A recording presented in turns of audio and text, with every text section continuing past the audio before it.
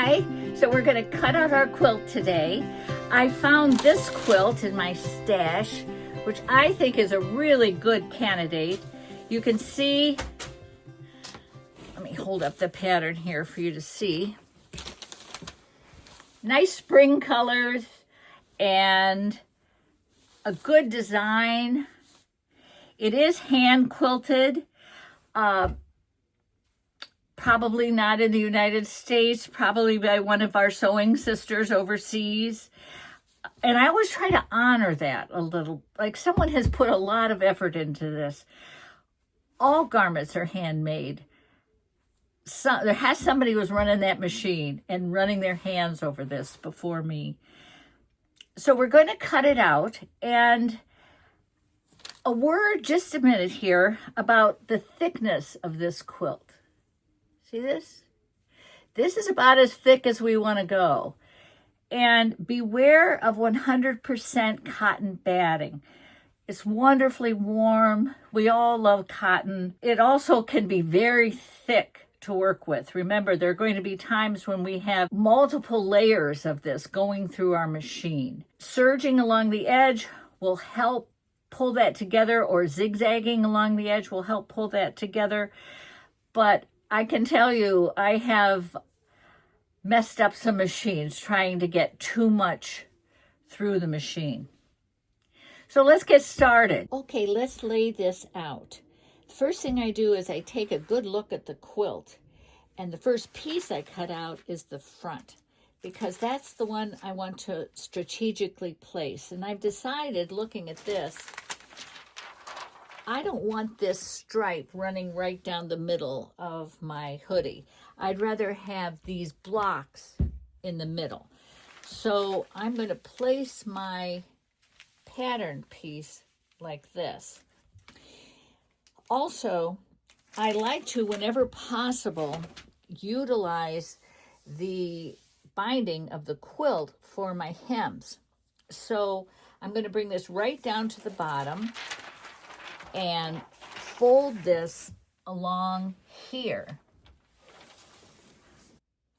Okay, I have it all laid down, and I've also looked at it very carefully to make sure I'm not including rips, tears, or stains. We are working with thrifted materials.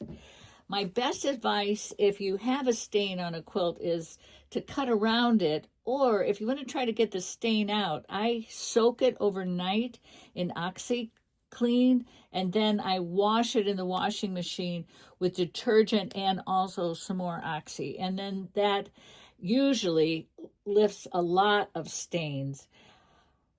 But keep in mind, these are thrifted quilts, and sometimes those stains have been there for a long time, so you're better off just trying to cut around them. So I'm going to cut this out using my electric scissors. These are a wonderful gadget to have. If not, I would use a large pair of shears to cut this out. But remember, I'm going through 4 layers of fabric and 2 layers of batting. And just to save my hands, electric scissors are a lifesaver.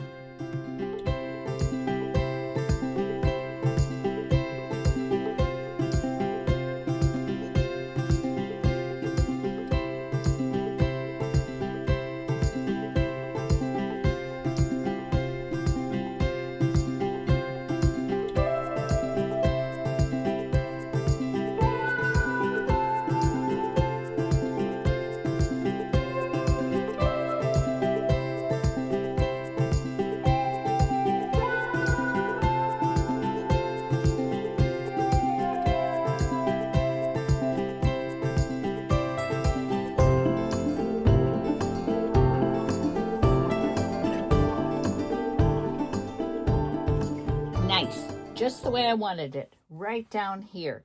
Now, I'm working with a twin size quilt here, and once I cut out the front, I don't have enough width left here for the back. So I think I'm going to cut my sleeves along here. And you make these judgments as you go. When we're cutting up an old quilt, we don't worry about things like grain because it's pieced every which way, right? But as I go to cut these sleeves, I am going to worry about the flip side. You notice it's striped. And I don't want one of my cuffs with a horizontal stripe and one with a vertical stripe. So I'm going to be careful to cut these sleeves side by side here so that the cuffs will ultimately match. And it looks like I have plenty of room here for my sleeves. I'm also going to utilize the binding of the quilt to be the hem of the sleeve. That just really speeds the process along. So I'm going to flip this up, and this is my fold line. Put it down like this. I do use my coasters, but when I'm using my electric scissors, I also have to use some pins because it just wants to jiggle all over the place, right? So I'm going to bring this, make sure they're lined up, and bring this right down to the edge. That is going to be the hem of my sleeve. Let's add some pins here. Now, one thing I do, and you may want to do this too, if you're thinking about doing more than one of these, I like to take my paper patterns, and let me show you here. I translate them into cardboard, and you can see how easy that would be to just lay that down. You also see where I've made adjustments for different orders for different sleeve lengths.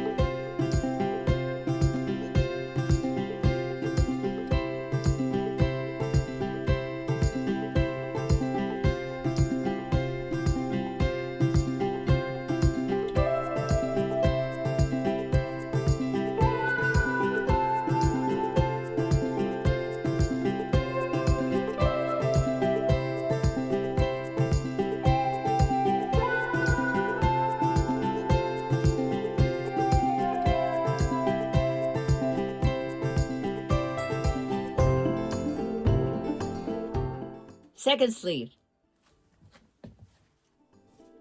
Okay, now we still have plenty of quilt here, but we want to give first attention to the back. Now, you'll notice on this quilt, and every quilt is different, these center squares are not really squares, they're rectangles. And if I have them horizontal on the front, I want them horizontal on the back. So I will cut my back piece, I think, right here. Now this one, I want to be careful to fold this way so I know I get that design in the back.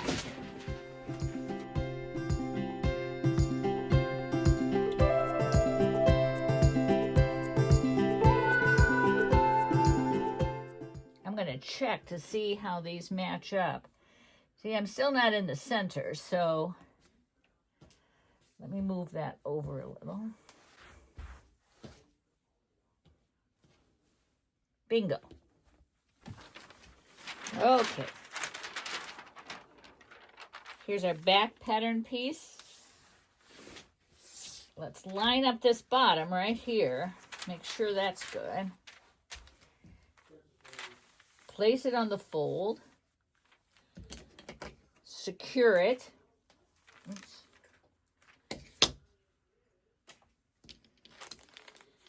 This is our cut line here, so.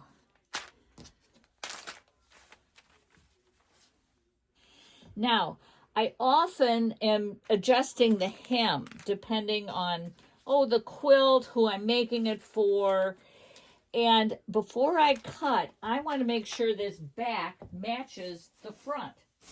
So let me put the front down here. My shoulder seams together like that. And you see it ends here. So let me trim this off. I'm doing that just so I don't make an idiotic error, which I've been known to do. All right. So that looks like it's going to be right on the money. Get these lined up, secured. That's over a little bit. There we go.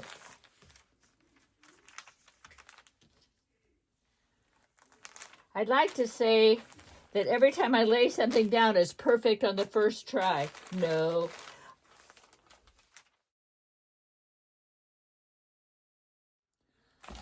Good to go.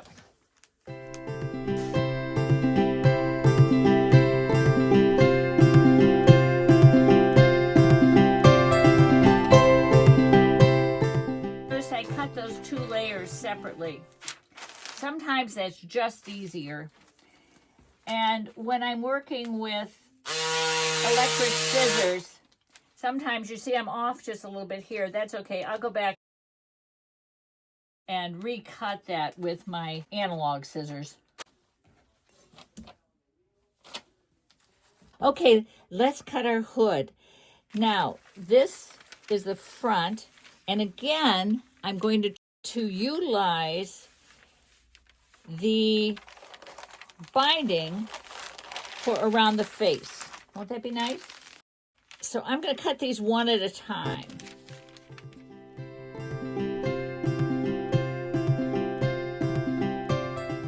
Okay, I'll just use my scissors for this. My stepson and his wife gave me these big scissors a couple of years ago for Christmas, and I set them aside. I thought, I'll never use anything that big. I love these scissors.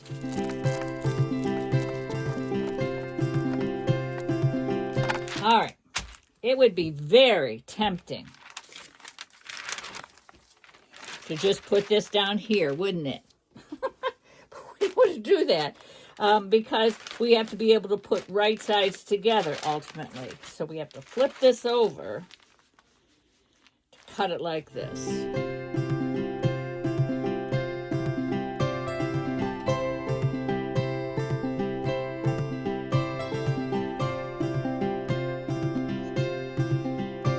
Okay, we now have 2 hood pieces.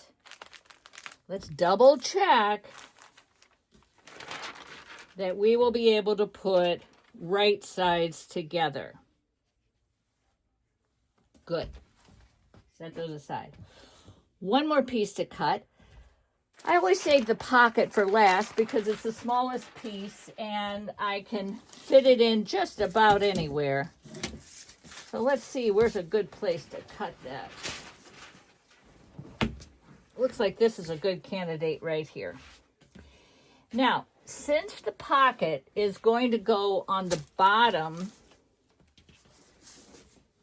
of our hoodie, and the bottom of the front actually looks like this, I think this would be a really good place to cut my pocket. Now, another way I could do it is I could cut it up here and make like an accent where that pocket is, but it's a little off here, so that won't work. There's always just a little bit of this mental negotiation as we go to cut out the pocket. How is it going to look on the front of the hoodie? So here's the front. I think I'm just going to cut the pocket like this so that it matches and it blends in. And here we have a piece just right. Let me pull out my pocket pattern. Place this.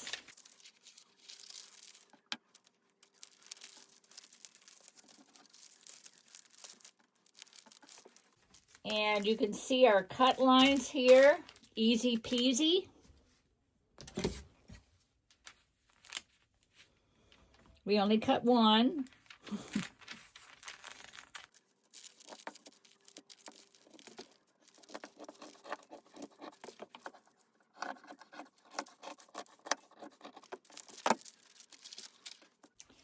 Let's see how that's going to look on the front of our hoodie. Before we go any further, we still have plenty of fabric here. If we don't like it, we can cut another one. But I'm going to like it. What do you think? Pretty good? All right, we have all of our pattern pieces cut out. My next step is I go around all the edges. Can you see this? All the edges with my serger. You can also get the same effect with a zigzag or the edging stitch on your machine. This is important because as we go to sew later, it's almost impossible to keep all these little pieces together, and then you fold it over. Suddenly we have 4 layers of fabric, 2 of batting, and they're all going every which way. So securing these edges does 2 things. It keeps everything in line. It also tames it just a little bit. So it thins it, it holds it down. So when we start to put our seams together, there's not as much bulk. Okay, so we have all of our pattern pieces cut out, and the next video is going to show you how I put all of them together and in what order. So see you next time.